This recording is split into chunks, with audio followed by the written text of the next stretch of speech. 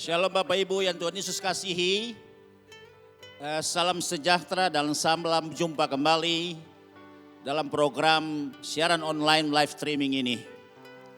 Harapan saya Bapak Ibu dalam keadaan diberkati oleh Tuhan. Baik-baik, sehat-sehat keadaannya.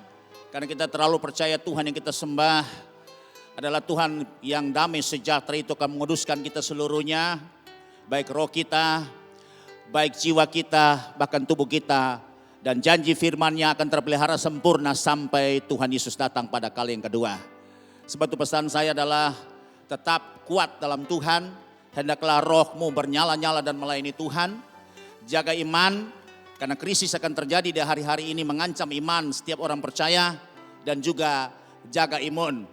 Baik Bapak Ibu yang Tuhan Yesus kasihi. Beberapa minggu berseri kita belajar mengenai panggilan surgawi untuk menjadi seorang petani, dan ada juga subtemanya adalah hidup yang menghasilkan buah. Dan hari ini kita lagi membahas subtemanya adalah berbuah lebat adalah tanda murid Yesus. Baik, siapkan Alkitab kita masing-masing dan kita akan membuka ayat pokok kita yang tertulis dalam Injil Yohanes pasal yang ke-15 ayat yang ke-8.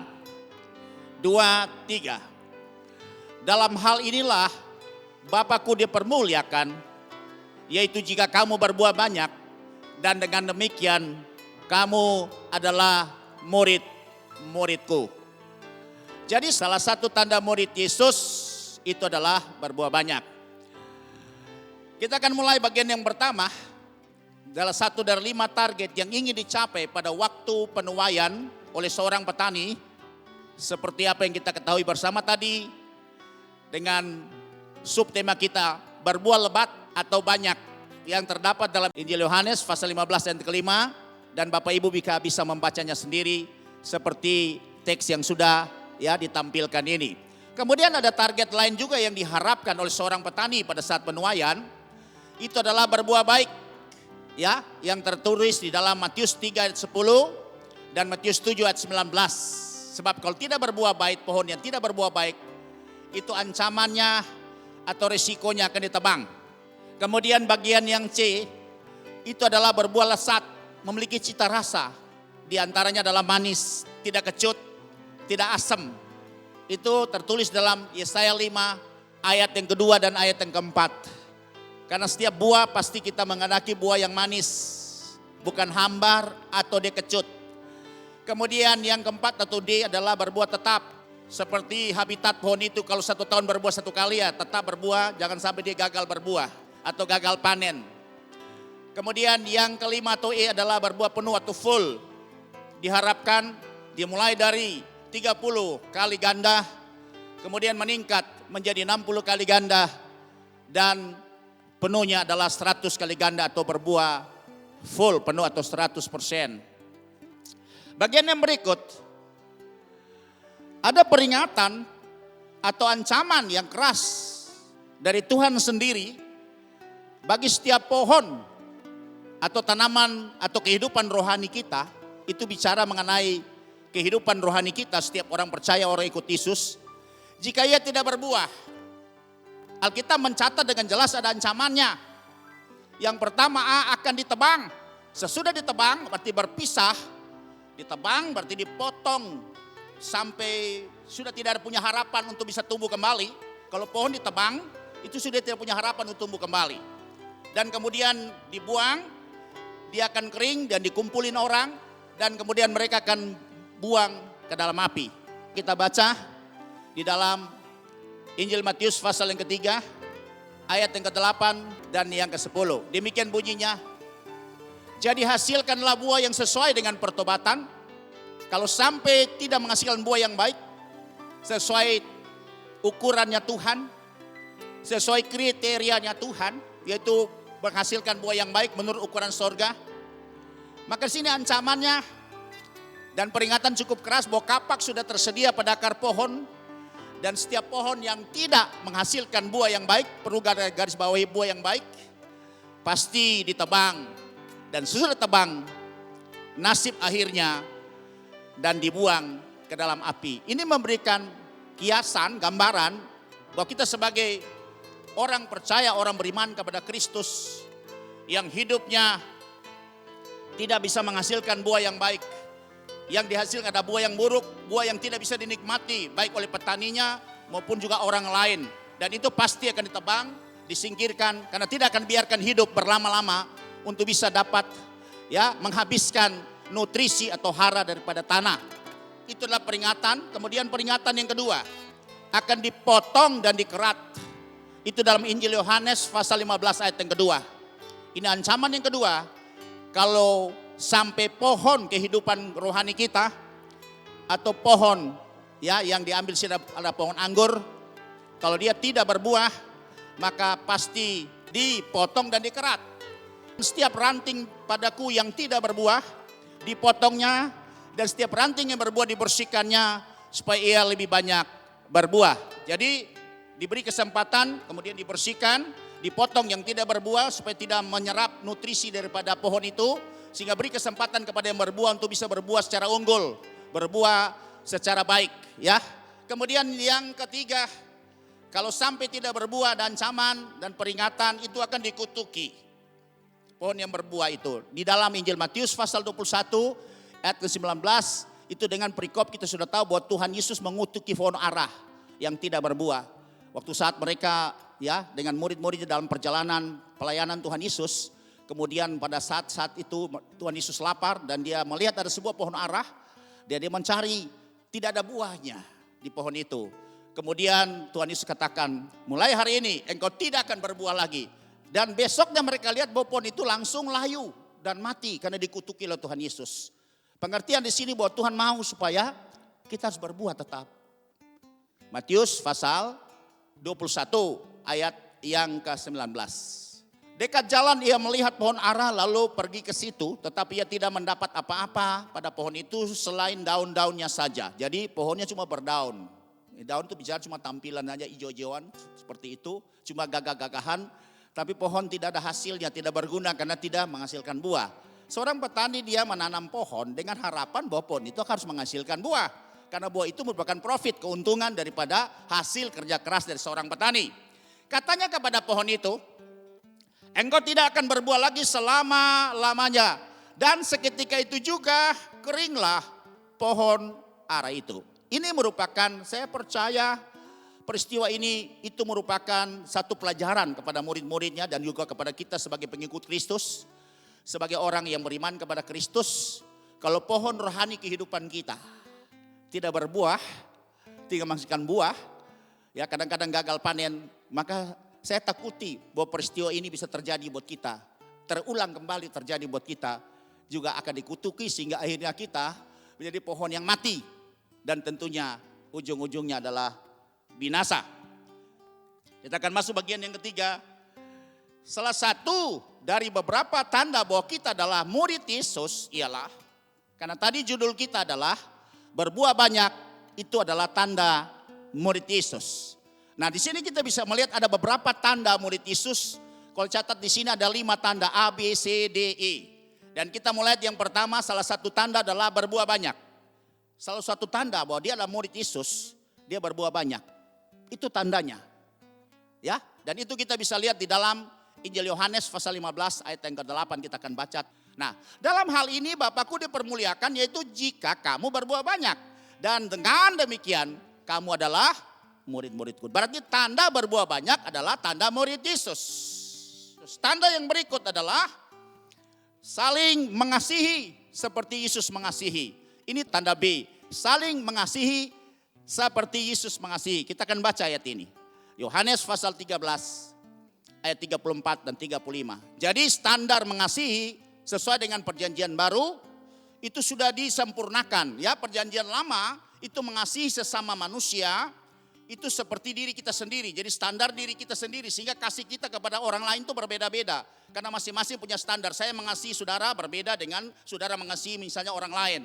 Karena kita punya standar, sebab standarnya bahwa hukum yang pertama adalah mengasihi Tuhan Allahmu dengan segenap hatimu, dengan segenap kekuatanmu, dengan segenap akal budimu. Kemudian hukum yang kedua yang sama dengan itu adalah mengasihi sesamamu manusia seperti dirimu sendiri. Jadi standar mengasihi kita itu ukurannya pakai diri sendiri. Nah, sebagaimana kadar saya mengasihi diri saya, demikian juga saya bisa akan ekspresikan kasih saya kepada orang lain. Kalau saya tidak mengasihi diri saya, kalau saya merusak diri saya dengan minuman keras, dengan narkoba, dengan semua seks bebas, dengan hal-hal yang najis, dengan kefasikan, begitu juga saya akan buat kepada orang lain. Sehingga standar ini itu berbahaya sekali. Makanya untuk standar perjanjian baru, Yesus telah merubah standar yang baru. Jadi hukum Taurat tadinya adalah mengasihi sesamamu manusia seperti dirimu sendiri. Standar itu pasti berbeda-beda karena setiap orang punya standar berbeda. Karena standar dari diri kita. Tapi Yesus bikin hukum yang baru atau perintah yang baru bahwa kita harus mengasihi sesama kita. Itu seperti Tuhan Yesus mengasihi, berarti standar kita adalah sama. Nah, makanya di dalam ayat Yohanes pasal 13 tadi, di dalam ayat yang ke-34, aku memberikan perintah baru. Perhatikan, ini perintah baru yang ditulis. Jadi Yesus menyempurnakan hukum Taurat. Perintah yang lama sudah dia, kalau yang baru muncul, maka yang lama sudah berlalu, saudara. Ya, jadi kita harus perhatikan di sini. Bukan pakai standar. Saya perlu tegaskan di sini, karena perubahan ini sangat signifikan. Makanya saya tekankan di sini. Sebab kalau standar lama pakai diri sendiri berbeda-beda ukurannya. Berbeda-beda standarnya, berbeda-beda kriterianya karena parameter adalah diri kita sendiri. Tapi kalau perjanjian baru itu standarnya sama. Maka di sini katakan, aku memberikan perintah baru kepadamu, yaitu supaya kamu saling mengasihi. Sama seperti aku telah mengasihi kamu, demikian pula kamu harus saling mengasihi. Jadi standarnya standar Yesus mengasihi kita. Kalau Yesus mengasihi kita tanpa batas, bahkan dia menyerahkan nyawanya untuk kita. Mengganti kita yang harus mati, dia yang mati ganti kita. Ini standar yang baru, saudara. Ya, kalau hukum Taurat pakai standar lama, tapi kalau hukum Kristus dia pakai standar yang baru. Sebab makanya Tuhan dengan tegas mengatakan ini perintah yang baru. Lanjut ayat yang ke-35. Dengan demikian semua orang akan tahu bahwa kamu adalah murid-muridku, yaitu jikalau kamu saling mengasihi. Nah, ini salah satu tanda murid Yesus. Dari 5 tanda yang saya catat di sini, itu adalah mengasihi seperti Yesus mengasihi. Dan lanjut bagian yang ketiga, melepaskan segala sesuatu. Nah, ini ayat ini memang sangat betul-betul ya, kalau kita melihat baik, banyak orang akan tidak bisa menerima begitu saja. Karena perlu penjelasan yang lebih dalam lagi. Di dalam Injil Lukas pasal yang ke-14 ayat yang ke-26, ini adalah tanda yang ketiga kita menjadi murid Yesus. Nah, dikatakan di sini, jikalau seorang datang kepadaku dan ia tidak membenci bapaknya, ibunya, istrinya, anak-anaknya, saudaranya, laki-laki atau perempuan, bahkan nyawanya sendiri, ia tidak dapat menjadi muridku. Wah, ini ayat ini sangat kadang-kadang sulit untuk diterima dengan ya akal sehat kita. Tapi Tuhan tulis ayat ini seperti ini. Kapan? Artinya dalam keadaan kan khusus. Kalau kita dalam misi in calling, berarti kita harus mesti sisihkan yang begini. Tidak bisa akan mengganggu, ya membuat sehingga itu hilang prioritasnya. Kalau kita dalam tugas seperti seorang prajurit dalam berperang, maka semua harus ditinggalkan. Tidak ada yang bisa mengalahkan semua tugas-tugas tanggung jawab dia sebagai seorang prajurit yang ditugaskan untuk ya di medan peperangan. Nah, ini pengertiannya seperti tidak selamanya. Tuhan tidak sesadis itu loh. Dalam tugas-tugas khusus bahwa kita harus menomorduakan yang namanya bapak kita, ibu kita, istri kita, anak-anak kita, saudara kita, laki-laki perempuan, dan juga bahkan nyawa sendiri pun kita harus menyerahkan nyawa kita supaya kita bisa menyenangkan hati komandan kita untuk bisa menjadi murid yang baik dari Tuhan Yesus. Lanjut, bagian di menyangkal diri dan pikul salibnya ya. Kalau tidak berarti kita tidak layak. Menyangkal diri, pikul salib itu ada di dalam Injil Matius pasal 16 ayat 24 dan Injil Lukas 14 27 kita akan baca supaya kita bisa memahami. Kita semua itu dipanggil jadi murid Yesus karena salah satu dari 4 perintah amanat agung, pergilah, jadikanlah, baptislah dan ajarlah. Kalau ajar ini bicara belajar mengajar ya, supaya sesudah kita tamat kita akan jadi sama seperti Yesus. Lalu Yesus berkata kepada murid-muridnya, setiap orang yang mau mengikut aku, ia harus menyangkal dirinya, memikul salibnya dan mengikuti aku ya. Jadi kalau tidak, dia tidak akan layak jadi muridku.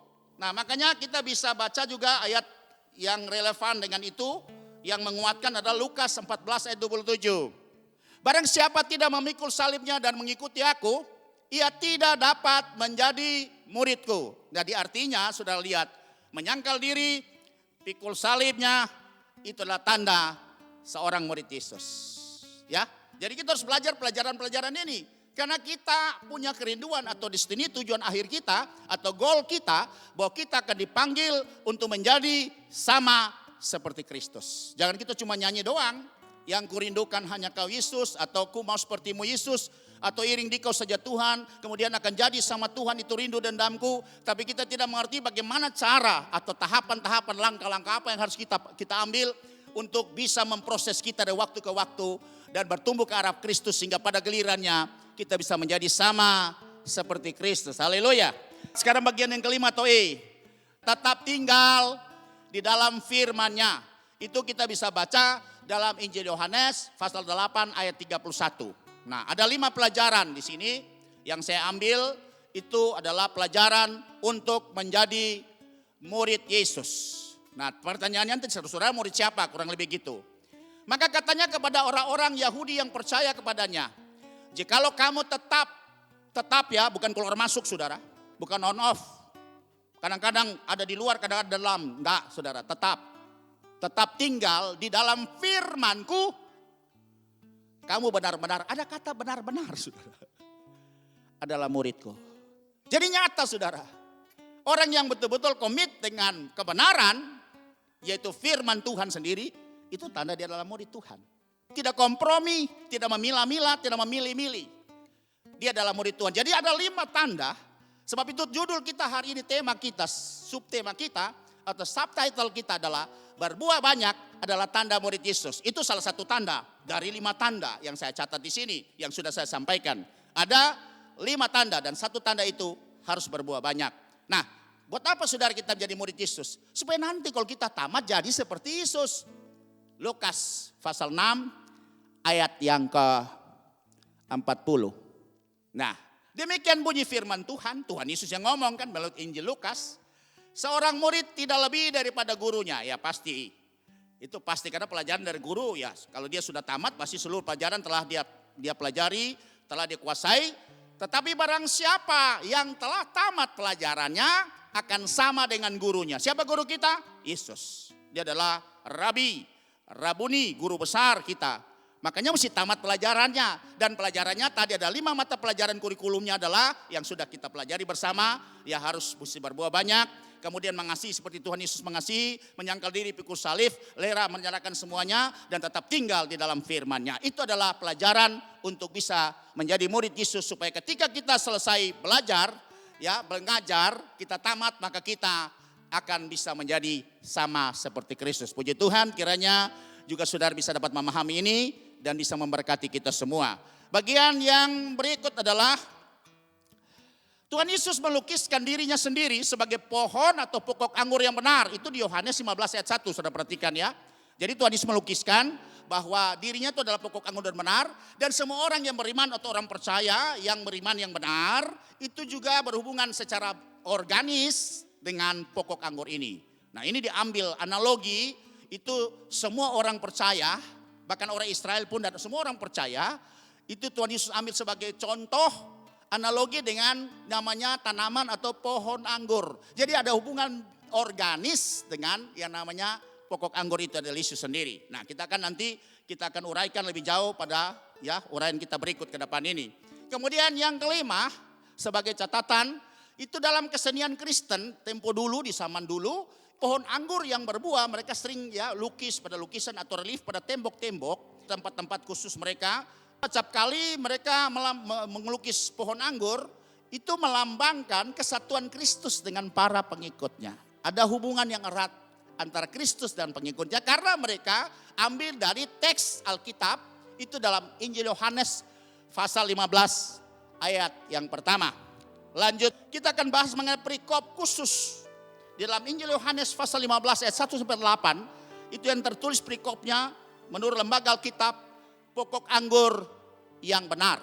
Itu di dalam Yohanes 15 ayat 1 sampai 8. Saya senang kita akan membacanya sampai selesai, merupakan pembahasan kita ya secara mendetail pada tema kita hari ini. Berbuah banyak adalah tanda murid Yesus. Demikian bunyi firman Tuhan. Akulah pokok anggur yang benar dan Bapakulah pengusahanya. Perhatikan, Yesus menjadi pokok anggur. Kemudian yang pengusahanya adalah Bapanya. Ya, lanjut ayat yang kedua. Setiap ranting padaku yang tidak berbuah dipotongnya. Dan setiap ranting yang berbuah dibersihkannya supaya ia lebih banyak berbuah. Ayat 3. Kamu memang sudah bersih karena firman yang telah aku katakan kepadamu.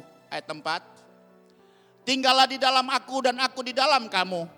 Sama seperti ranting tidak dapat berbuah dari dirinya sendiri. Kalau ia tidak tinggal pada pokok anggur, demikian juga kamu tidak berbuah. Jikalau kamu tidak tinggal di dalam aku. Lanjut. Akulah pokok anggur dan kamulah ranting-rantingnya. Perhatikan, Yesus sudah berkatakan akulah pokok anggur yang benar. Tadi di ayat yang pertama, Bapakku pengusahanya. Dan kita adalah ranting-ranting yang berhubungan secara organis dengan pokok anggur itu. Ya, nah barang siapa tinggal di dalam aku dan aku di dalam dia, ia akan berbuah banyak. Garis bawahi, berbuah banyak kalau tinggal tetap pada pokok anggur yaitu Yesus. Sebab di luar aku, kamu tidak dapat berbuat apa-apa. Di luar berarti tidak akan dapat nutrisi yang ilahi, maka kita tidak jadi apa-apa. Bentuk kita ya seperti yang dulu-dulu saja. Masih dalam manusia yang lama. Tidak ada perubahan hidup yang orang lihat ada kemuliaan Tuhan dalam hidup kita dari waktu ke waktu. Ayat selanjutnya. Barang siapa tidak tinggal di dalam aku, akan dibuang keluar seperti ranting dan menjadi kering, dipisahkan, ya, dipotong, terjadi spreading. Kemudian dikumpulkan orang dan dicampakkan ke dalam api lalu dibakar. Wah, ini bicara mengenai ranting yang terpisah dari pokok anggur. Otomatis dia tidak dapat nutrisi, tidak dapat zat-zat kehidupan. Ya, secara organis maka dia akan mati. Kalau mati, satu saat dia kering. Itu dikumpulkan orang bikin kayu bakar dan dibuang dalam api. Dan ini memberikan gambaran kiasan bahwa hidup kita sebagai ranting yang berhubungan dengan pokok anggur itu, kalau sampai tidak menghasilkan buah, maka pasti kita akan dipotong, dikerat, dipisahkan dari pokoknya dan jadi kering. Dan sudah kering kita akan dibuang, dicampakkan ke dalam api yang artinya binasa. Kemudian lanjut saudara, jikalau kamu tinggal di dalam aku dan firmaku tinggal di dalam kamu, mintalah apa saja yang kamu kehendaki dan kamu akan menerimanya. Oh, ada dapat ya fasilitas atau kalau di bank itu nasabah prioritas. Nasabah prioritas ini dapat pelayanan luar biasa, ya dia dapat ya katakanlah ya pelayanan yang extraordinary yang berbeda dengan nasabah-nasabah yang biasa. Nah makanya sudah lihat firman ini memberikan satu berkat buat kita, satu reward hadiah buat kita. Kalau sampai kita bisa berbuah banyak, tinggal terus tetap di dalam pokok anggur itu, maka kita mendapat hak prioritas. Dikatakan minta apa saja. Seperti kita dapat satu garansi atau tiket untuk kita bisa dapat ya melakukan apa saja atau meminta apa saja sesuai dengan apa yang Tuhan kehendaki. Ya, ini dapat prioritas. Ayat yang terakhir kita baca. Dalam hal inilah Bapakku dipermuliakan. Saudara perhatikan, dari ranting yang mengeluarkan buah yang banyak dan buah yang memiliki kualitas, target-target adalah buah yang baik, targetnya adalah buah yang manis, targetnya adalah buah yang tetap, dan targetnya adalah buah yang penuh. Maka secara otomatis saudara, dari hasil orang dia buat anggur itu, Bapamu sebagai pengusaha, sebagai petani itu dipermuliakan jika kita berbuah banyak. Dan target yang sudah saya sebutkan tadi, yaitu jika kamu berbuah banyak. Dan dengan demikian, kamu adalah murid-muridku. Haleluya. Berarti tanda berbuat salah satu murid Yesus adalah sudah pasti, so pasti berbuah banyak. Jangan sampai bantut tidak berbuah.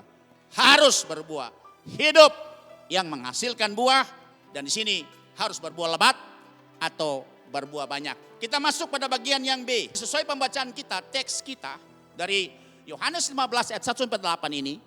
Itu kalau saudara perhatikan, kita akan urut di sini susunannya sebagai berikut. Yang pertama, ini mereka mengelola bidang usaha. Jadi ada satu bidang usaha di dalam Yohanes 19 1 sampai 8 ini sudah perhatikan. Bidang usahanya adalah perkebunan anggur.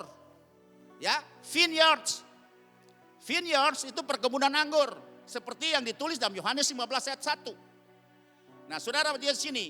Jadi kalau seorang pengusaha, dia buka bidang usahanya, harapan dia pasti tujuannya adalah untuk memperoleh keuntungan atau sebut dengan profit oriented. Dan di sini cerita Alkitab juga, pelajaran Alkitab juga bahwa Bapa membuka usaha kebun anggur itu dengan harapan bahwa bisa menghasilkan keuntungan. Seperti Matius 25 ayat 14 sampai 30 mengenai talenta, saudara. Jadi ada seorang pengusaha, dia keluar negeri, kemudian dia panggil hamba-hambanya, ada dikasih 5 talenta, dia kasih 2 talenta, dia kasih 1 talenta, kemudian dia pergi dan beberapa saat dia kembali, dan dia panggil semua hamba-hamba yang sudah dipercayakan talenta adalah uang, itu untuk mempertanggungjawabkan semua apa yang sudah dipercayakan. Dan 5 talenta katakan ini 5 saya sudah gandakan, hasilnya 5, kemudian yang 2 juga datang, kemudian saya sudah menghasilkan 2, tapi yang sangat tragis adalah yang 1. Yang 1 dia katakan, kan cuma 1, kemudian ya saya tanam, saya takut berisiko. Akhirnya saudara, apa yang terjadi pada ayat yang ke-30 coba lihat. Misalnya Matius pasal 25, dan campakkanlah hamba yang tidak berguna itu ke dalam kegelapan yang paling gelap. Di sanalah akan terdapat ratap dan kertak gigi. Ya, perhatikan saudara ini. Ini persoalan talenta loh. Yang memiliki 1 tidak berguna. Karena dia tidak bisa menggandakan talenta itu, dia tanam. Dia matikan talenta yang Tuhan berikan. Saudara tahu, 5 talenta bicara mengenai gereja Tuhan secara organisatoris. Karena 5 gereja Tuhan digerakkan oleh 5 jawatan. Jawatan kenabian, kemudian jawatan kerasulan, kemudian jawatan penginjilan, jawatan pengembalaan, dan jawatan pengajaran. Jadi ada 5. Jadi 5 itu bicara mengenai satu koinonia persekutuan orang percaya yang tentunya digerakkan oleh 5 jawatan. 2 bicara keluarga. Keluarga dimulai dari istri. 1 bicara pribadi, saudara. Kalau sampai pribadi, tiap-tiap pribadi kita yang tidak bisa berbuah, yang tidak bisa mendatangkan profit kepada kerajaan sorga, maka satu saat saya takut nasib yang seperti ini, yang tragis ini akan dialami oleh kita yang tidak bisa menghasilkan buah. Perhatikan, kan Tuhan mengambil contoh seperti itu. Dia buka bidang usaha, usahanya adalah perkebunan anggur atau disebut dengan vineyards. Itu usaha kebun anggur. Ya, jadi usaha pasti mengharapkan keuntungan. Keuntungan yang diharapkan. Dan cerita Alkitab ini punya relevansi dengan Matius pasal yang ke-25 di ayat ya 14 sampai 30. Nah, itu bidang usaha. Lanjut. Kemudian susunan yang kedua itu Bapa Sorgawi. Jadi ini bicara mengenai pohon anggur, kebun anggur, usaha kebun anggur. Kemudian yang kedua, Bapa Sorgawi itu posisinya sebagai petani. Atau penata kebun, atau tukang kebun, atau disebut dengan vine dresser. Ya. Nah, kalau kebun anggur sebut dengan vineyards. Kalau yang tukang kebun atau petani sebut dengan vine dresser. Itu ditulis dalam Yohanes pasal 15 ayat 1. Nah, akulah pokok anggur yang benar dan Bapakku adalah apa? Pengusahanya. Nah, dia sebagai petani, sebagai pengusaha, sebagai penata kebun. Dan kemudian bagian yang ketiga, susunan dari bagian yang ketiga ini dari perikop yang kita baca hari ini, kita perhatikan.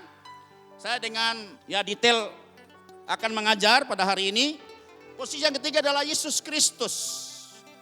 Yesus Kristus itu berfungsi sebagai pohon atau pokok anggur yang benar. Yohanes pasal 15 ayat 1. Ini pernyataan dari pribadi yang tidak tergantikan. Yesus adalah pokok anggur yang benar. Atau I am the true vine. Yesus adalah pokok anggur yang benar. Dan pernyataan dari pribadi yang tidak tergantikan atau dalam bahasa Yunani disebut dengan ego eimi. Artinya akulah satu-satunya dan itulah aku. Sebab itu di dalam Injil Yohanes ada 7 kali Tuhan berbicara mengenai ego eimi. Perhatikan, ini yang tidak tergantikan, tidak bisa digantikan oleh siapapun juga. Menyangkut pribadi Yesus. 1, Yesus berkata bahwa aku adalah roti hidup yang turun dari sorga, saudara. Itu pertama dalam Injil Yohanes pasal 6 ayat yang ke-41. Yang kedua, dikatakan aku adalah terang dunia. Yohanes 8 ayat 12. Dan berikut dikatakan akulah gembala yang baik. Itu dalam Injil Yohanes pasal yang ke-10 ayat ke-11. Kemudian berikutnya adalah aku adalah pintu. Ya, Yohanes 10 ayat 9. Dan lanjut, akulah kebangkitan dan hidup. Barang siapa percaya kepadaku, dia akan hidup walaupun dia sudah mati. Kemudian yang berikut adalah aku adalah pokok anggur yang benar. Dan kemudian selanjutnya pada yang ke-8, aku adalah yang awal dan yang akhir, yang disebut dengan Alfa dan Omega. Ada 8 ya. Kemudian ya dikatakan aku adalah jalan dan kebenaran dan hidup. Orang tidak akan sampai kepada Bapa kalau tidak akan melalui aku. Nah seperti itu, ada tulisan lain mereka tulis 10.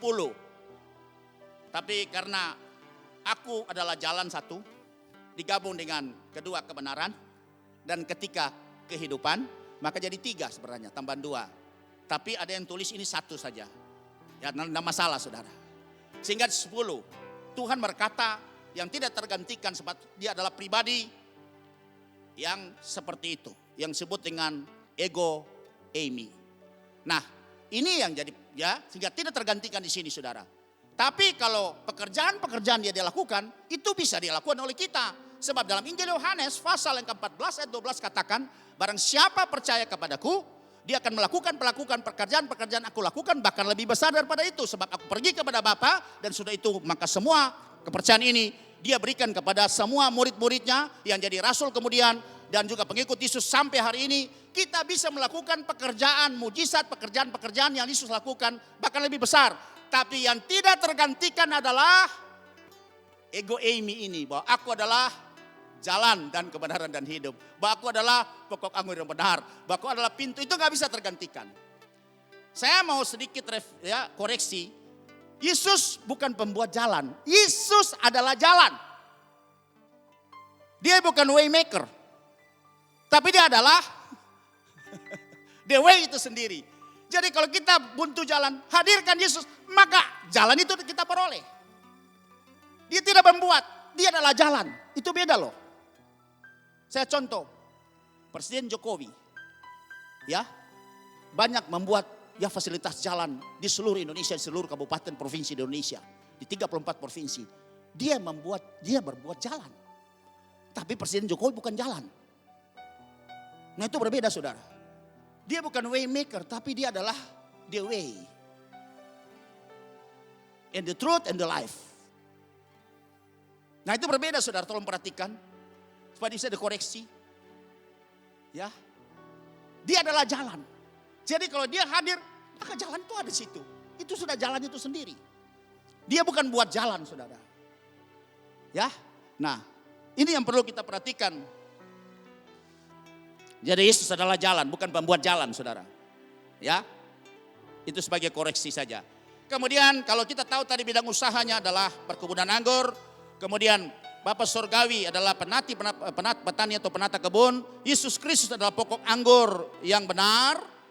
Yesus Kristus adalah pokok anggur yang benar. Dan sekarang ini yang keempat, posisi yang keempat. Itu semua orang percaya atau orang beriman kepada Yesus. Itu merupakan ranting-rantingnya untuk berbuah. Banyak dengan kualitas unggul. Jadi ranting yang tugas berbuah bukan pohon anggurnya. Ya bukan pokok anggurnya. Yang punya fungsi berbuah itu adalah ranting-rantingnya. Nah, jadi kalau saudara sebagai orang percaya yang dihubungkan dengan pokok anggur itu Yesus. Ya kita tugas kita, kewajiban kita adalah mengeluarkan buah. Dan buah itu harus banyak. Gak boleh bantut, gak boleh buah itu jarang-jarang. Kita harus berbuah yang baik. Berbuah tetap dan berbuah full.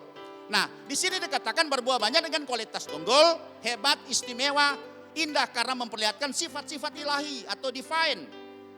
Jadi dari buah yang keluarkan itu maka orang bisa melihat ada sifat-sifat Tuhan. Ada karakter Tuhan dalam hidup kita. Dengan demikian maka Bapa dipermuliakan karena buah yang kita keluarkan. Karena buah itu memiliki karakter ilahi. Percaya bilang amin. Itu buah itu karakter ilahi yang keluar dari hidup kita. Waktu Tuhan tanam kasih, maka keluar itu semua. Di dalam kita keluar ada sukacita, damai sejahtera, ada kesabaran, ada kemurahan, ada kebaikan, ada kesetiaan, ada kelemah lembutan, dan yang terakhir ada penguasaan diri. Dalam hal inilah Bapamu dipermuliakan. Itu seperti yang tertulis Yohanes 15 ayat 8. Bukan sebaliknya. Dari buah yang kita keluarkan buah busuk, buah yang kecut, sehingga orang tidak tertarik dengan buah untuk menikmati dari hidup yang berbuah. Maka akhirnya ujung-ujungnya Bapak kita dihina atau dihujat. Maka dari buahlah kamu bisa mengenal mereka. Dalam surat Roma 2:24 berkata seperti ini. Seperti ada tertulis, sebab oleh karena kamulah nama Allah dihujat, dihina artinya. Di antara bangsa-bangsa lain. Berarti Tuhan sudah naik ke sorga, saudara. Bapa tidak bisa dilihat. Yesus sudah naik ke sorga. Orang bisa lihat kemuliaan Bapa, kemuliaan Yesus. Itu dari pengikut-pengikutnya. Bisa bilang amin, saudara? Dari pengikut-pengikutnya menentukan buah apa yang dia keluarkan. Orang bisa mengenal sumber dari mana pohon itu. Orang bisa mengenal Yesus karena buah yang dikeluarkan oleh pengikut-pengikutnya. Oleh orang beriman. Oleh orang percaya. Tapi bukan sebaliknya. Dari buah yang kita keluarkan. Nama Tuhan dihujat. Nama Tuhan dihinakan. Tergantung dari kita, saudara. Hati-hati, perhatikan semua itu. Sehingga orang katakan, wah orang Kristen, no. Tapi kalau, itu gak balas jahat yang jahat, pasti dia orang Kristen deh. Kalau mengasihi, pasti dia orang Kristen deh. Karena karakter itu, sebab Allah adalah kasih. Jadi orang Kristen pasti tampilkan adalah kasih. Haleluya. Jadi kita sudah lihat susunannya, bahwa Bapak sebagai pengusaha atau pengelolanya sebagai petani, kemudian Yesus sebagai pokok anggur. Dan kita adalah ranting yang siap untuk mengeluarkan buah. Sudah siap berbuah? Adalah satu lagu bilang Yesus adalah pokok kamu benar dan kita ada rantingnya. Kita akan tinggal tetap berbuah. Haleluya. Kalau tidak berbuah, yang enak jadi tukang jagal ya. Haleluya. Nah, ini bagian yang berikut penting sekali saudara perhatikan. Karena berhubungan dengan tanaman anggur. Dan saya perhatikan semua tanaman di tempat kita. Di tempat pemulihan di Kempes di sini saudara. Banyak tanaman dan ini jadi pelajaran yang berharga. Dan hari ini bisa terurai. Dan punya relevansi yang kuat dengan kebenaran firman. Nah, bagaimana tindakan-tindakan untuk mencapai target. Berarti ada tindakan-tindakan untuk bisa mencapai target. Berbuah banyak. Ya, kemudian berbuah lebat, berbuah baik. Ya, berbuah tetap. Dan kemudian berbuah lesat atau manis. Atau berbuah penuh. Ini ada tindakan-tindakan yang harus kita kerjakan. Supaya pokok anggur atau tanaman atau kehidupan rohani kita sebagai ranting. Bisa menghasilkan buah yang ya diharapkan oleh para petani. Atau oleh Bapak sendiri. Karena Bapak adalah petaninya. Pemilik kebun anggur itu. Yang pertama, tindakan yang pertama adalah memangkas atau mengerat ranting yang tidak berbuah. Itu dalam Injil Yohanes 15 ayat 2. Saudara perhatikan baik di sini ya. Yang pertama tindakan supaya target berbuah banyak itu bisa tercapai. Itu adalah setiap ranting padaku yang tidak berbuah. Dipotongnya dan setiap ranting yang berbuah dibersihkannya supaya ia lebih banyak berbuah. Nah, ada dua proses di sini saudara perhatikan. Satu dipotong ranting yang tidak berbuah. Kemudian yang berbuah dibersihkan. Supaya ya dia lebih banyak lagi dirangsang, lebih banyak berbuah. Sebab itu saudara di sini, pengertiannya dalam Injil Yohanes 15 ayat 2 ini, Tuhan memberikan ya pencerahan buat saya. Ini adalah orang-orang yang tidak hidup tetap di dalam iman dan kasih dengan Kristus sehingga mengalami krisis iman dan krisis kasih. Dia tidak tinggal tetap berhubungan atau dia tidak mengambil nutrisi dari pokok anggur itu. Makanya di sini orang yang dipangkas, dikerat, itu ada pohon, ada dua saudara. Satu ranting yang menghasilkan buah, tapi ada satu ranting yang tidak menghasilkan buah, cuma daunnya doang. Nah, kalau sebab itu kalau kita petani yang sangat profesional, kita akan melihat kalau ada ya bakal buah dari ranting itu, maka ranting-ranting yang ada di sekitar dia yang tidak berbuah itu pasti akan dikerat. Supaya memberikan kesempatan kepada yang berbuah lebih berbuah unggul. Kalau tidak dia akan menyedot, menyerap nutrisi-nutrisi dari buah itu Dan dia tidak mengeluarkan buah, jadi merugikan saudara. Jadi petani yang sangat profesional dia udah tahu. Dia akan lihat terus, dia ikuti. Ini ada ranting yang sudah ada tanda-tanda mengeluarkan bakal buah. Sehingga yang lain dia lihat, ranting-ranting yang lain yang bersama-sama, misalnya di cabang itu yang tidak mengeluarkan buah, itu pasti dia kerat saudara. Dan itu memang teorinya begitu saudara. Supaya memberi kesempatan kepada ranting yang berbuah itu, dia akan berbuah lebat, dia berbuah banyak dan pasti unggul buahnya. Nah makanya di sini sudah lihat, ada ranting yang hanya berdaun, tapi tidak mengeluarkan buah. Buat apa berdaun saudara? Cuma dilihat tampil hijau aja gagah-gagahan, tapi gak ada hasilnya. Maka seorang petani akan mengerat. Jadi bapak kita sebagai petani, sebagai pengelola, sebagai vine dresser itu dia akan kerat. Dia bangkas, dia kerat ranting yang tidak berbuah. Dan ranting yang tidak berbuah itu analogi atau kiasan kepada orang-orang yang tidak hidup tetap di dalam iman dan kasih ya dengan Kristus, sehingga mengalami krisis iman dan juga krisis kasih. Kita baca di dalam Kolose pasal 2 ayat 6 dan 7. Kamu telah menerima Kristus Yesus. Ya sudah, berarti sudah menerima, artinya berarti kita sudah berhubungan dengan pokok anggur. Jadi nutrisi dari pokok itu pasti akan disalurkan lewat ranting-rantingnya dengan harapan berbuah. Karena itu hendaklah hidupmu tetap di dalam dia. Perhatikan kata tetap di dalam pokok anggur itu. Jangan keluar masuk. Tetap atau bantut, berhenti menyerap sari atau nutrisi daripada pohon itu. Ayat lanjut. Hendaklah kamu berakar di dalam dia dan dibangun di atas dia. Hendaklah kamu bertambah teguh dalam iman, perhatikan, yang telah diajarkan kepadamu, dan hendaklah hatimu melimpah dengan syukur. Jadi kalau kita terus tetap, maka iman kita bertumbuh. Karena kita mendapat suplai iman. Terus iman dari pokok anggur itu. Saudara. Sebab hidup kita karena iman. Orang percaya itu hidup dari iman. From faith to faith. Seperti tertulis dalam Roma pasal yang pertama ayat 17. Ini adalah orang-orang yang tidak hidup tetap di dalam iman, sehingga akan dipangkas, dikeluarkan, dipisahkan dari rantingnya. Karena mereka tidak bisa menghasilkan iman ya yang bisa berbuah dan juga kasih Allah yang di dalam Kristus Yesus. Dan sebab itu dikatakan ini, sebab di dalamnya nyata kebenaran Allah yang bertolak dari iman dan memimpin kepada iman. Seperti ada tertulis, orang benar, orang percaya, saudara dan saya akan hidup oleh iman. Sebab tanpa iman tidak mungkin orang berkenan kepada Allah. Itu ya di Ibrani pasal 11 ayat yang ke-6. Kemudian juga di surat Roma katakan bahwa segala sesuatu tidak berdasarkan iman adalah dosa. Itu di Roma 14 ayat 23 bagian yang C ya. Ya, saya lanjut di sini saudara. Saya lanjut bahwa kenapa saudara? Penting sekali iman dan kasih. Karena iman dan kasih ini akan memelihara pengharapan kita sehingga tidak akan mengecewakan saudara. Pengharapan yang tidak akan mengecewakan. Tapi pada hari-hari terakhir, apalagi sekarang saudara, dengan situasi krisis pandemi secara global mendunia. Dan juga khususnya kita di Indonesia, di 34 provinsi mengalami, dan kita ada di provinsi di Sulawesi Utara atau saudara provinsi yang lain yang mengikuti sekarang siaran online ini, itu pasti mengalami krisis. Pertama krisis apa? Krisis keamanan, kita rasa tidak aman. Ya, ancaman. Kemudian juga krisis apa? Krisis ekonomi akan terjadi saudara. Ada satu perusahaan besar hari ini kemarin mem-PHK-kan 3.000 karyawannya. Pada nangis saya lihat, menyedihkan sekali. Ini terjadi saudara, ini krisis demi krisis terjadi. Dan ini adalah ujian kepada iman kita. Iman kita akan bertahan, masih bisa mempercayai Tuhan. Atau dalam krisis kita mulai goncang. Karena banyak usaha yang selama ini kita kerjakan yang menghasilkan yang baik, tapi sekarang tertutup sama sekali.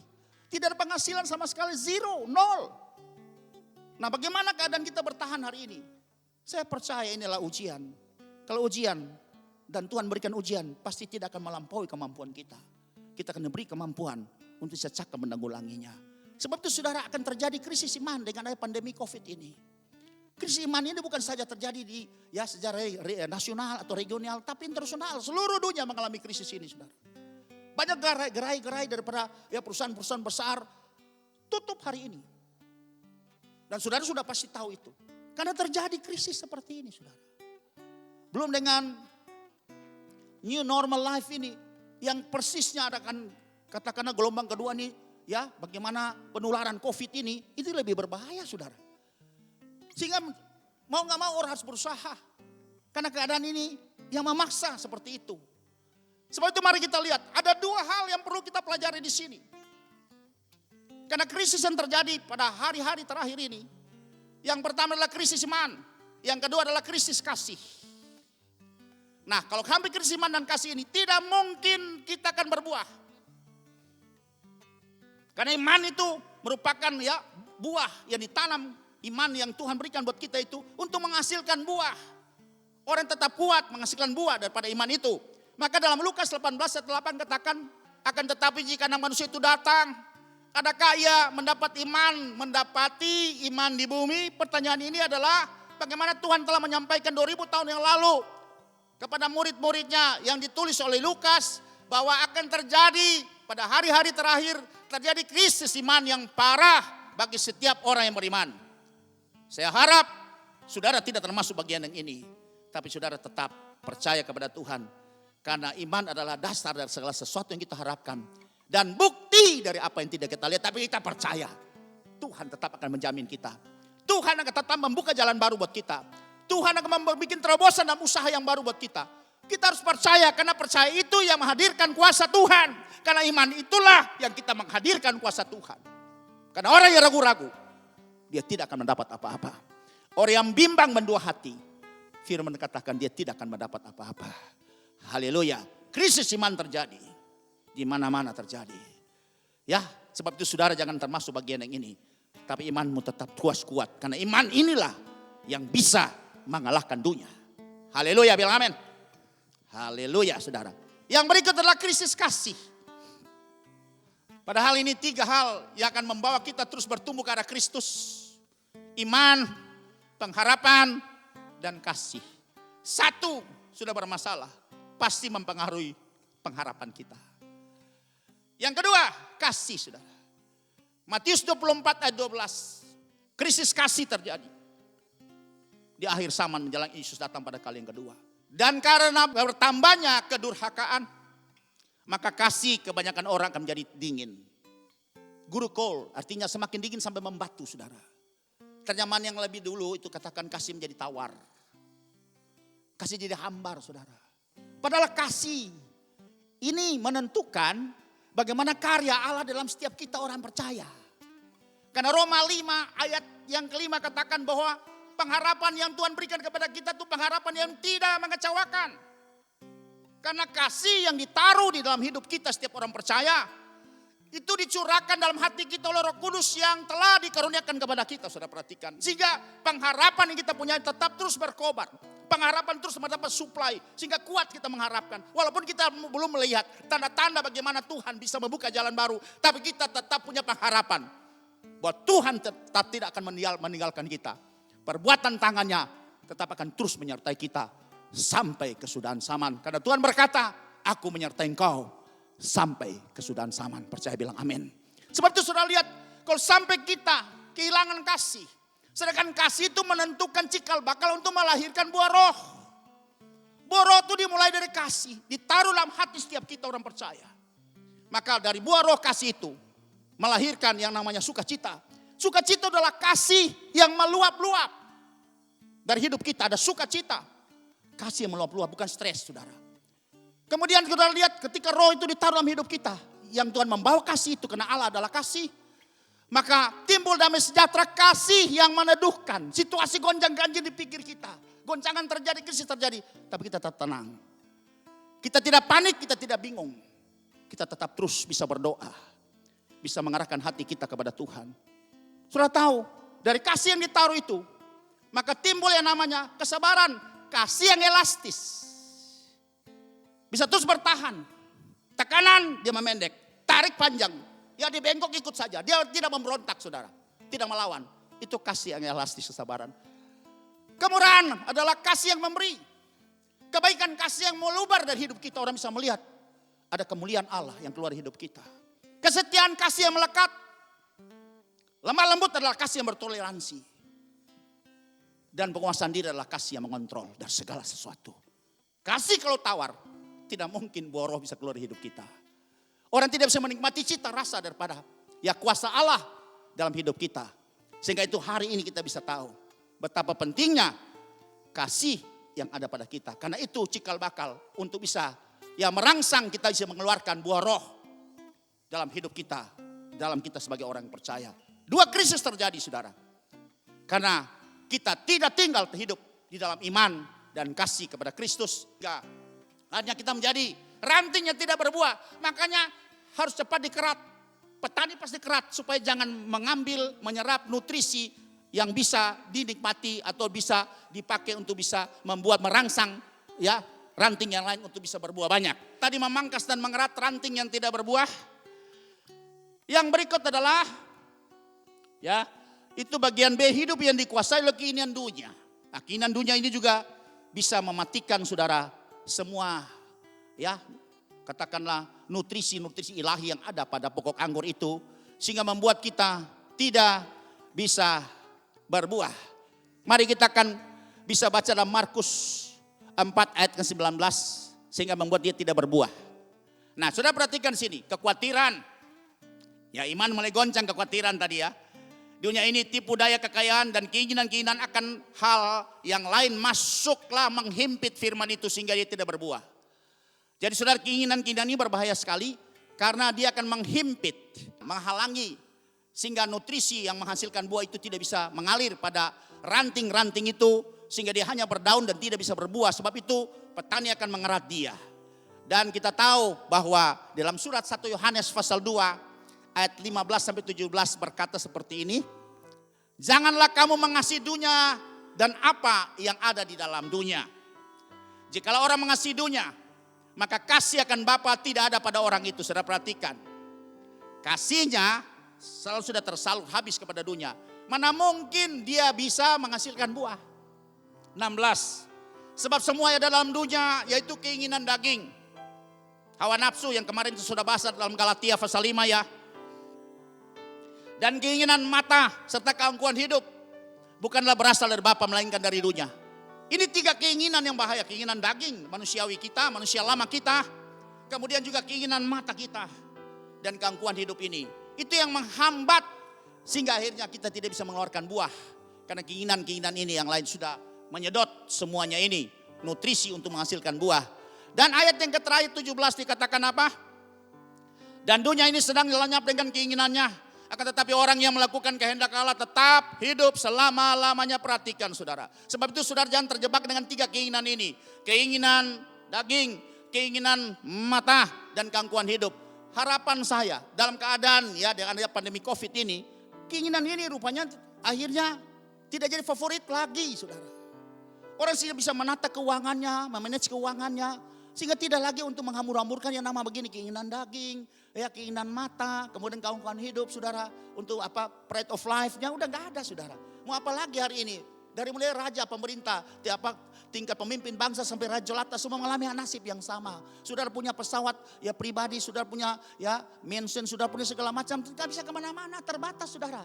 Sehingga dulu kita ya betapa banyak sekali hal-hal yang kita salurkan kepada keinginan ini. Hari ini kita bisa melihat orang stay at home. Kemudian orang lebih banyak lagi bagaimana bisa membangun hubungan dengan Tuhan. Ini hal positif kita lihat dari pandemi COVID-19 ini. Supaya keinginan ini jangan merajalela, berkuasa. Sehingga kita kita akan menjadi ranting yang tidak bisa mengeluarkan buah.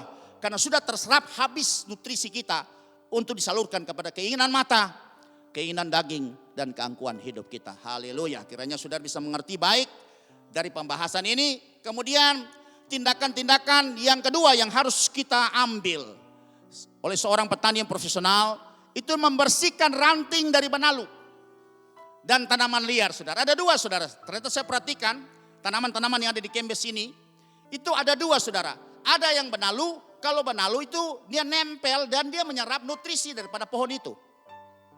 Dia tanaman yang ya dia menyerap, dia tidak berakar, dia hanya menyerap dari pohon itu sendiri. Maka nempel di batang-batang pohon. Dan kalau dia nempel, maka pohon itu jadi kurus kering dan bisa-bisa mati loh pohon itu.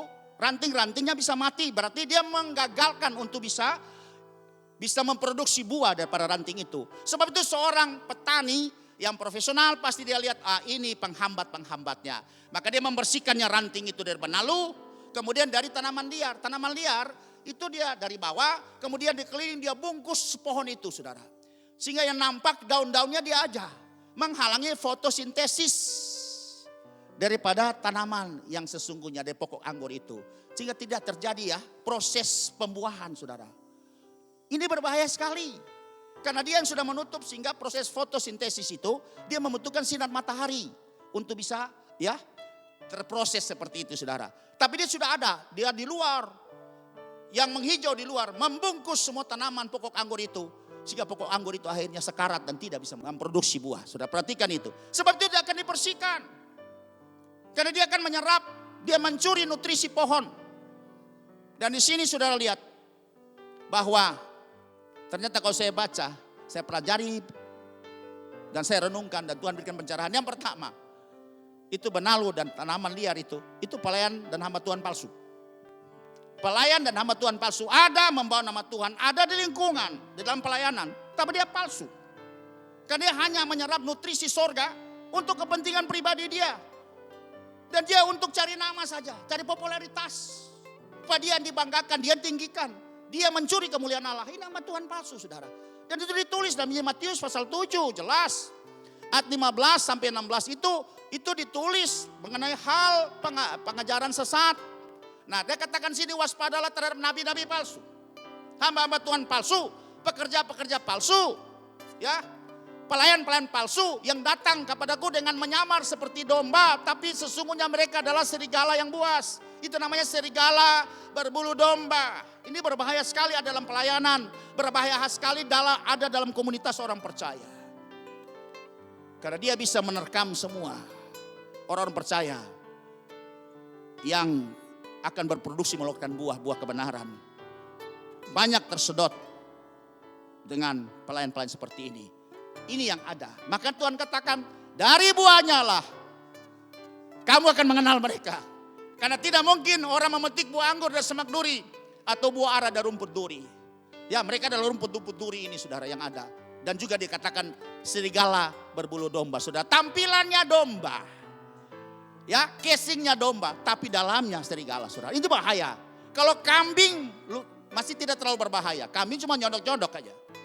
Tapi kalau serigala berbulu domba artinya satu saat dia buka casing dan dia bisa mangsai semua domba itu. Itu berbahaya sekali. Itulah pelayan-pelayan palsu. Casingnya, mantelnya adalah domba, tapi isinya adalah serigala. Perhatikan, saudara. Saya tidak mengada-ada, tapi ayat yang berkata seperti itu. Kemudian, saudara, yang kedua adalah yang perlu dibersihkan adalah manusia lama kita. Sebab itu mengganggu sekali. Ya, manusia lama kita. Dan saya catat di sini, itu ada 13 hal dari manusia lama kita yang harus dibersihkan. Saya baca di sini yang perlu dibersihkan itu dari manusia lama kita yang menghambat buah dari hidup kita sebagai ranting.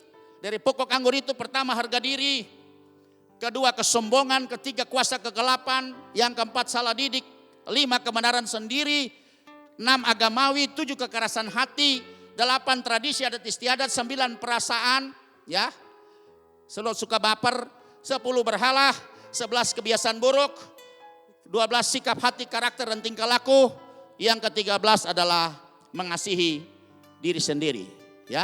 Jadi 13 ini adalah manusia lama kita yang menghambat setiap orang percaya atau ranting. Walaupun kita berhubungan dengan pokok anggur yang benar, tapi kita tidak bisa mengeluarkan buah, kita bantut loh. Karena dihalangi oleh 13 manusia lama kita. Kita lanjut. Haleluya. Bagian yang ketiga dari tindakan-tindakan untuk mencapai target yang dilakukan seorang petani. Kalau yang tadi dia memangkas mengerat ranting yang tidak berbuah. Yang kedua dia membersihkan ranting yang penuh dengan benalu dan juga dililit oleh tanaman liar. Yang ketiga memotong ranting yang kering yang sudah mati. Dan kalau saudara perhatikan di pohon kita, mungkin di samping rumah saudara, halaman rumah saudara, pasti ada ranting yang sudah lama-lama dia mati sendiri. Dia masih ada tapi dia sudah tidak berdaun. Dia sudah sangat rapuh. Dia sudah ya gampang retak gitu. Dia retas itu. Jadi gampang retak.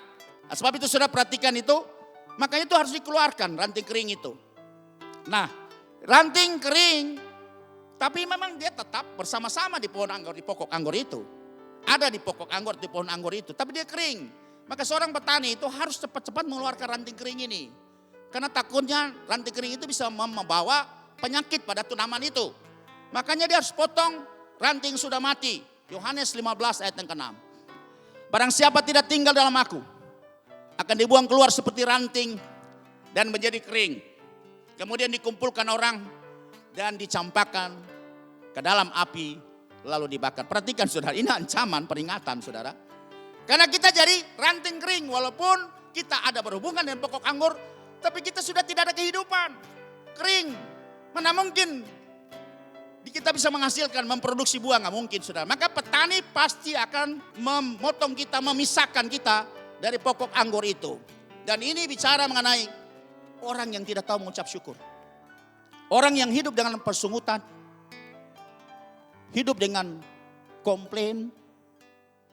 Kalau orang Manado bilang bafeto, menggerutu, ya protes sama Tuhan. Orang yang bersungut-sungut tuh dia protes, dia demo sama Tuhan saudara. Kenapa jadi begini Tuhan? Kok saya sudah melayani begini kok cuma segini? Kok nasib saya begini? Percobaan yang saya alami kok tidak pernah lepas dari hidup saya. Terus ada menyertai saya. Padahal dia gak tahu ada banyak cara Tuhan memproses dia untuk bisa lebih mengenal Tuhan. Sebab itu dikatakan si orang yang tidak tahu mengucap syukur itu adalah seperti ranting yang mati. Kita akan baca di dalam Yesaya pasal 38 ayat yang ke-18. Sebab dunia orang mati tidak dapat mengucap syukur kepadamu. Sudah mati masa bisa mengucap syukur saudara. Dan maut tidak dapat memuji-muji engkau.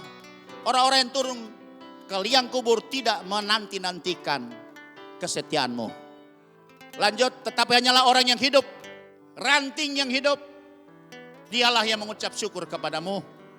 Seperti aku pada hari ini, kata Nabi Yesaya. Seorang bapa memberitahukan kesetiaanmu kepada anak-anaknya. Makanya hidup saudara, lihat hari ini. Tuhan mengajar kita mengucap syukurlah senantiasa di dalam segala keadaan dan segala hal. Ya, yang sudah terkenal ayatnya ada dalam ya Efesus pasal 5, pasal yang kelima ayat 20. Ucaplah syukur senantiasa atas segala sesuatu dalam nama Tuhan kita Yesus Kristus kepada Allah dan Bapa kita. Dalam kitab Mazmur 50 ayat 23. Siapa yang mempersembahkan syukur sebagai korban, ia memuliakan Allah. Siapa yang jujur jalannya, keselamatan yang dari Allah akan kuperlihatkan kepadanya. Haleluya. Jadi Tuhan membersihkan itu saudara. Yang berikut, orang yang tidak berguna atau unprofitable servant. Orang yang tidak berguna. Jadi kalau Tuhan ciptakan kita harus berguna saudara. Karena ranting itu kan gunanya untuk mengeluarkan buah. Tugas fungsi mengeluarkan buah. Tapi kita bicara orang yang tidak berguna. Unprofitable servant. Ya, hamba yang tidak berguna. Dan hamba yang tidak berguna itu pasti akan dibuang. Seperti Matius 25 talenta. Dia tanam 1 talenta. Dan nasibnya, kalau engkau tidak punyai, berikan kepada orang yang bisa mempunyai, menghasilkan. Kemudian dia dibuang di dalam kegelapan yang segelap-gelapnya. Di sana terdapat retak gigi dan tangisan saudara. Itu tertulis Matius 25 ayat 30. Itu pelajaran mengenai talenta. Kemudian saudara lihat juga di dalam surat Filipi pasal yang pertama ayat yang ke-21 22 Paulus berkatakan, karena bagiku hidup adalah Kristus dan mati adalah keuntungan. Ayat yang ke-22. Tetapi jika aku harus hidup di dunia ini, kalau Tuhan masih memberikan kesempatan hidup. Kalau Paulus bilang kalau sekarang aku mati, kalau aku hidup mati dalam Kristus dan kebenarannya, itu untung. Karena firman berkata dalam Mazmur 116 ayat 15 katakan, berharga di mata Tuhan kematian semua orang yang dikasihinya. Makanya kita mati, kita gak takut karena kita tahu kita dapat tempat di sana yang berbahagia, hidup bersama-sama dengan Yesus. Tapi kebanyakan kalau disuruh mati sekarang, pasti sudah bilang nanti dulu. Karena saya masih menyelesaikan banyak tugas tanggung jawab saya, sehingga belum mau mati sekarang. Padahal kalau mati sekarang lebih untung, Paulus bilang. Tapi kalau aku harus hidup di dunia ini, kalau Tuhan masih panjangkan umurku, kalau aku masih bisa diberi kesempatan lagi, ya berarti bagiku bekerja memberi buah. Jadi mana yang harus kupilih? Aku tidak tahu, bingung aku. Kalau mati sekarang juga untung, karena dia juga mengalami masa-masa penyiksaan luar biasa dalam penginjilannya. Dan dia punya keyakinan yang teguh, iman yang teguh. Kalau aku mati sekarang, pasti aku akan bersama-sama dengan Kristus. Tapi kalau aku tidak mati, aku akan bekerja untuk memberikan buah. Supaya aku persembahkan kepada pengusahanya, pemilik kebun anggur itu adalah Bapa di sorga. Mari jadilah hamba-hamba Tuhan yang berguna. Orang-orang Tuhan yang berguna. Bagian yang keempat. Bagian keempat adalah membasmi hama tanaman pohon itu. Kalau sudah perhatikan tadi kita memangkas, mengerat ranting yang tidak berbuah. Yang kedua, membersihkan ranting dari benalu dan tanaman liar. Yang ketiga, memotong ranting kering yang sudah mati. Sekarang yang keempat, membasmi hama tanaman atau pohon. Nah, jadi saudara lihat dapat serangan hama saudara. Kita tanamnya bagus-bagus, tiba-tiba berapa hari kemudian daunnya udah kuning atau dia mengkerut. Itu seperti terjadi saudara. Kenapa? Ada hama. Dan hama itu bisa juga dalam kitab Yoel itu belalang pengerip, belalang pindahan, belalang pelompat dan belalang pelahap. Itu bisa juga terjadi seperti itu. Makanya bicara mengenai hama itu adalah roh-roh jahat yang didatangkan di udara ini, roh jahat di udara yang datang menyerang daripada tanaman anggur itu atau ranting anggur itu supaya dia gagal menghasilkan buah. Dan Tuhan bilang lawan gampang saudara. Kalau di surat 1 Petrus 5 ayat yang ke-8 katakan, mari kita baca di sini. Ini termasuk hama yang setiap kali menyerang kehidupan kekristenan kita, iman percaya kita. Sadarlah dan berjaga-jagalah.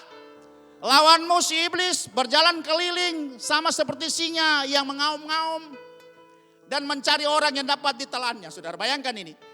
Sadar berjaga-jaga, hidup gak boleh santai, alert. Harus mesti berjaga terus. Seperti seorang yang menjaga kota. Kenapa? Kalau kita santai, kalau kita lengah, maka iblis berjalan seperti singa mengaum-ngaum. Dia akan mencari orang yang dapat ditelannya. Iblis itu penguasa dunia loh. Dia belum dibuang dalam lubang tanpa dasar. Dia masih ada terus untuk mengancam kita. Tapi kita punya senjata yang kuat. Sebab itu firman Allah berkata dalam Yakobus 4 ayat 7. Karena itu tunduklah kepada Allah. Tunduk kepada Allah dulu, jangan lawan iblis sebelum tunduk kepada Allah. Dan lawanlah iblis, maka ia akan lari daripadamu. Jadi tetap ada serangan hama itu ada saudara. Pada malam-malam saudara. Saya perhatikan ketika buat hidroponik di rumah. Itu malam-malam datang belalang kecil. Hama tuh tadinya gak ada, besok pagi-pagi lihat sudah ada hamanya. Hanya mesti bikin anti hama. Atau disebut dengan pestisida itu. Kalau insektisida untuk binatangnya atau pestisida. Dan kita pakai pestisida yang khusus dari sorga. Itu firman saudara. Kalau firman itu pasti akan membersihkan semua itu. Karena firman itu adalah Allah sendiri. Firman yang membersihkan semuanya itu. Firman Allah, dia sebagai pembasmi hama. Maka ketika hama itu datang kepada Tuhan Yesus ingin menggoda, Tuhan Yesus hanya tidak pakai layanan, dia pakai firman. Seperti ada tertulis, manusia tidak hidup dari roti saja, tapi dari firman yang keluar dari bibir mulut Allah. Ketika dia goda, Tuhan Yesus buat batu menjadi roti. Dia bawa lagi kota yang tinggi. Tuhan katakan, firman berkata, jangan mencobai Tuhan Allahmu. Jadi pakai firman saudara. Jadi insektisida yang dari sorga itu adalah firman Tuhan. Untuk bisa mematikan semua hama yang menyerang pada pohon rohani kehidupan kita. Pada ranting sehingga tidak bisa menghasilkan buah. Dia tidak bisa menyerang pokoknya. Karena pokok Yesus gak mungkin dia serang saudara. Tapi yang diserang sasaran empuknya adalah ranting-ranting saudara dan saya. Itu sangat lemah saudara. Kalau kita tidak pakai proteksi firman yang kuat, maka pasti hama itu dia akan datang. Dan dia bisa membuat hanya kita tidak bisa memproduksi buah lagi. Bahkan bisa mati saudara ranting itu. Haleluya. Akhirnya di akhir daripada pelajaran kita. Untuk berbuah banyak kita harus 3 cara yang kita mesti lakukan. Tinggallah tetap di dalam dia. Di dalam Yesus. Supaya dia di dalam kita. Kalau kita tinggal tetap.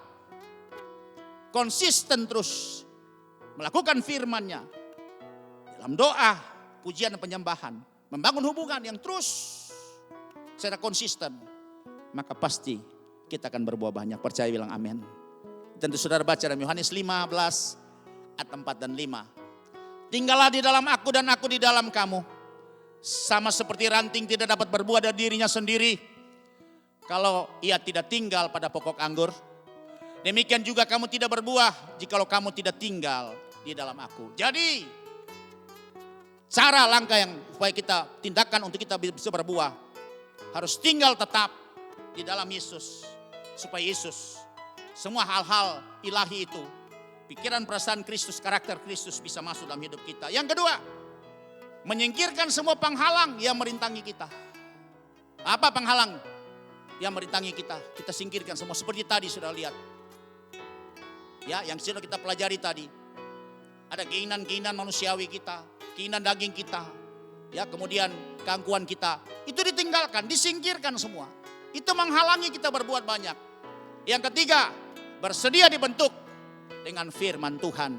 Maka saya percaya dan saya yakin, saya yakin-yakinnya bahwa saudara dan saya bisa mengeluarkan, memproduksi buah yang banyak. Amin. Berbahagialah setiap orang yang mendengar firman Tuhan, menyambutnya, memeliharanya, menaruh dalam hatinya, dan melakukannya.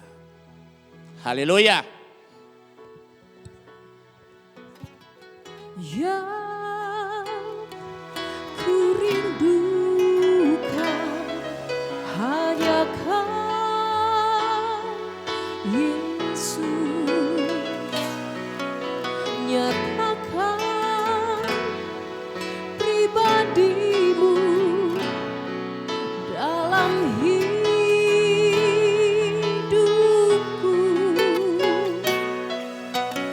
Yang ku dambakan menjadi seperti Kau, Yesus, di dalam perkataan, pikiran, perbuatan.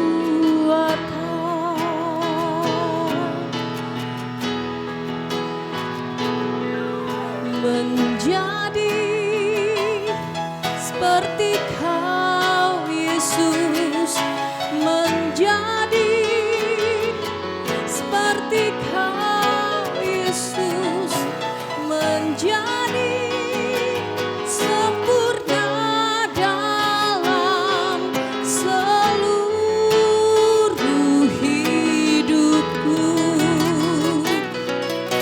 Menjadi seperti Kau, Yesus, menjadi seperti Kau, Yesus, menjadi sempurna dalam seluruh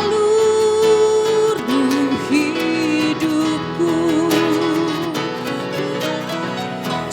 Jadi seperti Kau, Yesus, menjadi seperti Kau, Yesus, menjadi sempurna dalam seluruh hidupku.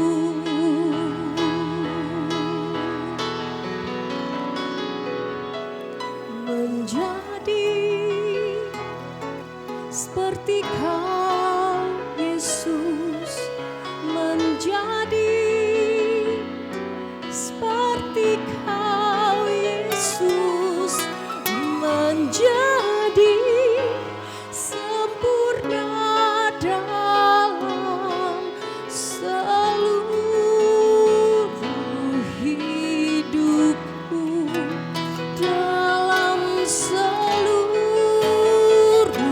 hidupku, dalam seluruh hidupku.